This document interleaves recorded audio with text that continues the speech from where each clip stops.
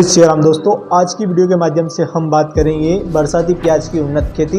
खरीफ season पर प्याज बढ़िया आमदनी देने वाली कंदवर्गीय फसल है। तो बरसाती प्याज की नर्सरी किस प्रकार से तैयार करना चाहिए, बेस्ट वैरायटी खाद उर्वरक के साथ साथ रोग बीमारी को कंट्रोल करना, बेस्ट दवाई और बढ़िया उत्पादन निकालने के लिए कौन से टेक्निक से हमें बरसाती प्याज की खेती करना चाहिए, लागत, लाइफ साइकिल, संपूर्ण जानकारी इस वीडियो के माध्यम से साझा करने वाले हैं। तो इस वीडियो के माध्यम से हम बात करेंगे दोस्तों, जो 70 से 80 दिन में प्याज तैयार हो जाती हैं, यानी जो कांदी विधि से प्याज की खेती की जाती है, छोटी छोटी कांदियां लगाई जाती हैं, वो 75 से 80 दिन में तैयार हो जाती हैं और बढ़िया आमदनी भी देती है।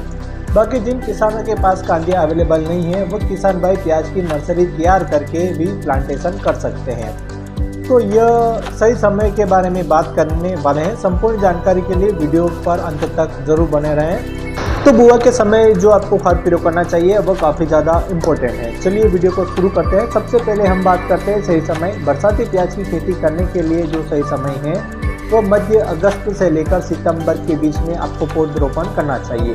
कांदियों को लगा सकते हैं। तो ज़्यादातर इलाकों में अगस्त माह में प्लांटेशन कर दिया जाता है, यानी जल्दी तैयार करके प्याज की कांदियों को लगा दिया जाता है, यानी 70 से 75 दिन में तैयार हो जाती हैं। तो नर्सरी तैयार करने में काफ़ी ज़्यादा समय लगता है। तो अधिकतर महाराष्ट्र, राजस्थान, मध्य प्रदेश में कुछ इस प्रकार खूब ज़्यादा कांदियों को लगाया जाता है।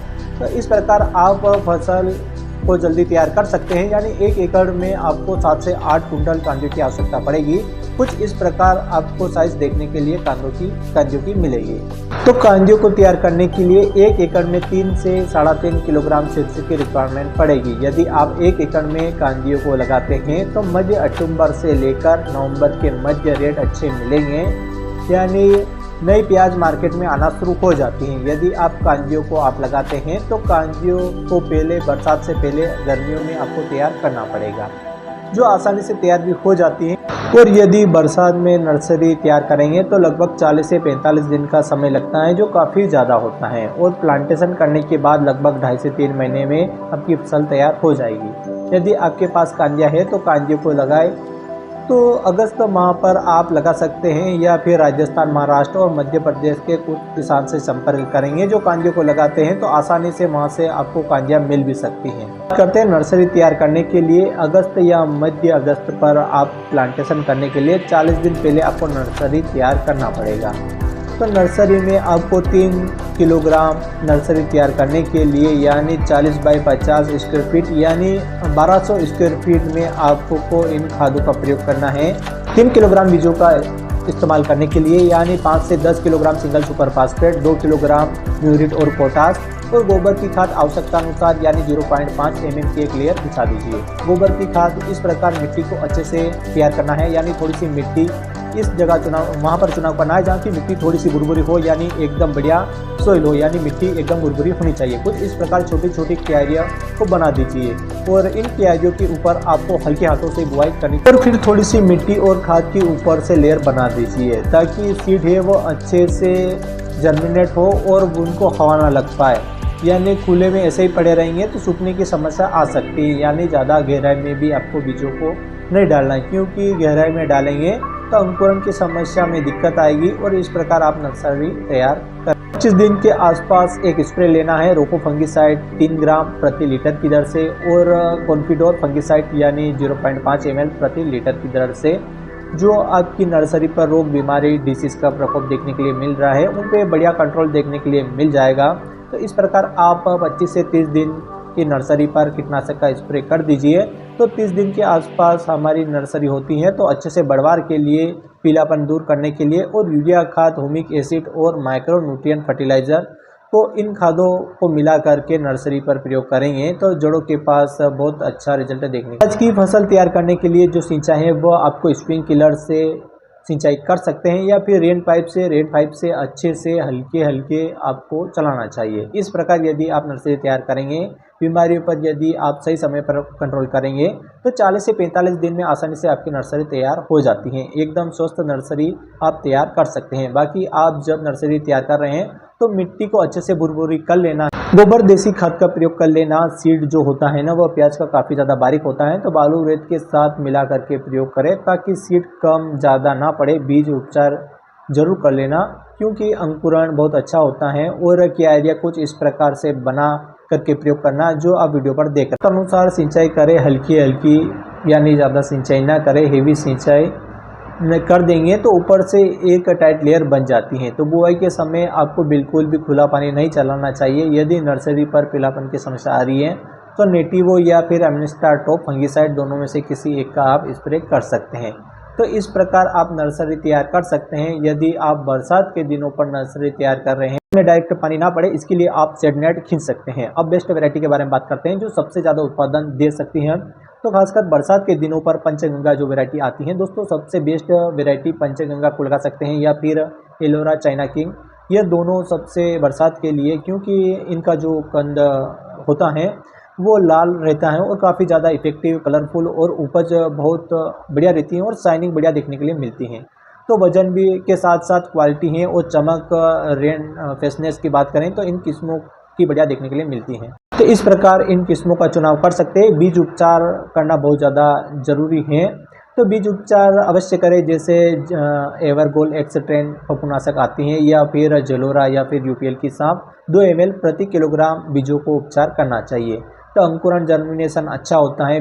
अब बेसर डोज, यानी जब आप प्लांटेशन करेंगे तो खेत में जब फील्ड पर आप प्लांटेशन कर रहे हैं तो बुआई के समय कौन सी खादों का प्रयोग करना चाहिए जो बहुत ज़्यादा ज़रूरी है, क्योंकि प्याज की फसल पर NPK, nitrogen, potash, phosphorus, sulphur समय समय पर यदि पोषक तत्वों की पूर्ति करेंगे तो बुआई के समय इनका प्रयोग करेंगे तो पैदावार आपको निश्चित तौर पर अच्छी मिलने वाली है। डाई अमोनियम फास्फेट 1846 आपको 50 किलोग्राम प्रयोग करना है, यानी SSP single super phosphate 50 kilogram, MOP muriate और पोटास 50 किलोग्राम, रिजेंट जीआर दानेदार यानी 10 किलोग्राम, और यूपीएल की सांप या रोको फंगिसाइड दोनों में से किसी एक को 500 ग्राम। इन सभी को ठीक तरीके से मिला लीजिए। आप प्लांटेशन कर रहे हैं तो आपकी जो क्यारियां आपने बना रखी है उन पर 1 एकड़ में आपको प्रयोग करना है। अब गोबर की खाद आप जरूर प्रयोग करना चाहिए, यानी 2 से 3 ट्राली 1 एकड़ में आपको जरूर प्रयोग करना चाहिए। और क्यारी बना लेना है, यानी उत्तम जल विकास का प्रबंध होना बहुत ज़्यादा ज़रूरी है। बरसात के दिनों पर यदि आप क्यारियों में खेती कर रहे हैं तो जल भराव ना हो। मिट्टी को भुरभुरी करने के साथ साथ थोड़ा सा मेड बना करके, बेड बनाकर खेती करेंगे। मेड का जो साइज है जो आप वीडियो पर आपको देखने के लिए मिल रहा है, तो बरसात भी हो जाएगी तो पानी खेत से बाहर निकल जाए।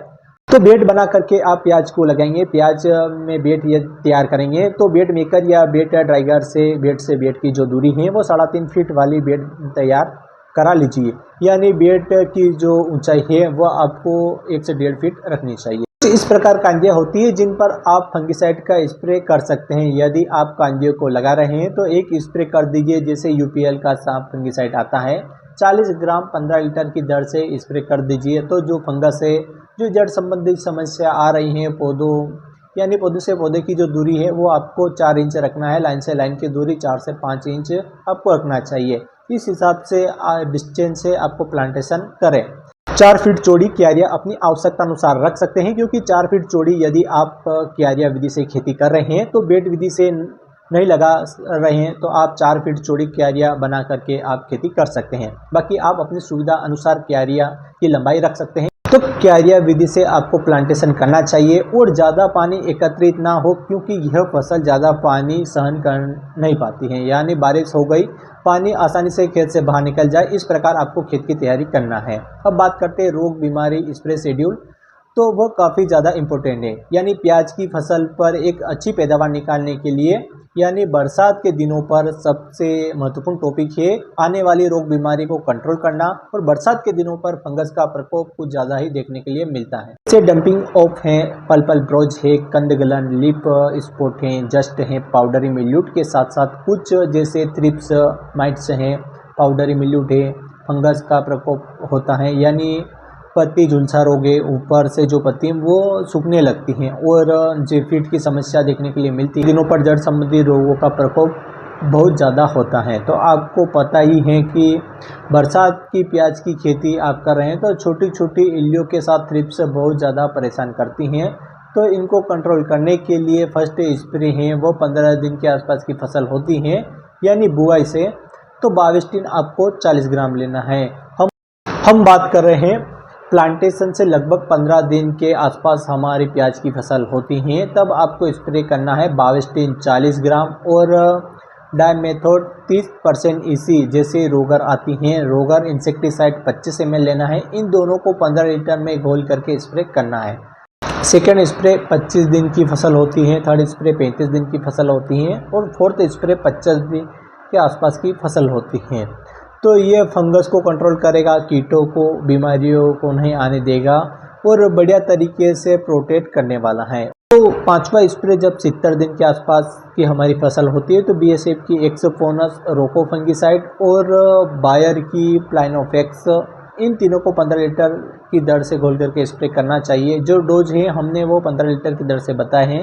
यदि आप 1 एकड़ में डोज निकालते हैं तो 10 से गुणा कर दीजिए, यानी मान लीजिए हमने बोला 15 लीटर पानी में 40 ग्राम की दर से स्प्रे करें तो 1 एकड़ में 400 ग्राम की दर से यानी आपको प्रयोग करना चाहिए। इस प्रकार प्याज की फसल पर समय के हिसाब से स्प्रे शेड्यूल चलाना चाहिए, अच्छे कवरेज मिले इसके लिए सिलिकॉन चिप को मिला करके स्प्रे करें।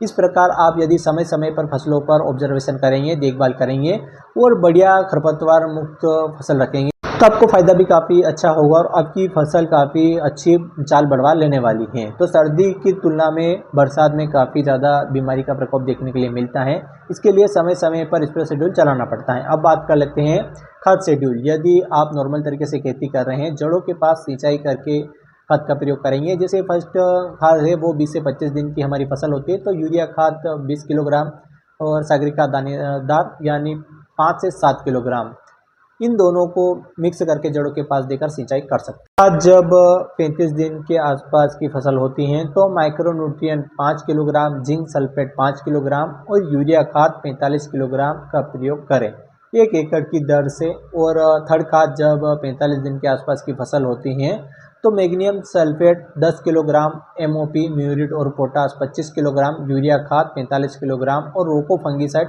500 ग्राम, इन सबको प्रति एकड़ की दर से प्रयोग करें तो बढ़िया रिजल्ट देखने के लिए मिलेगा। यह बात हो गई दोस्तों खाद के शेड्यूल की, यानी आवश्यकता अनुसार आपको खादों का प्रयोग करेंगे तो रिजल्ट आपको बहुत अच्छा देखने के लिए मिलेगा। अब बात करते हैं लाइफ साइकिल की।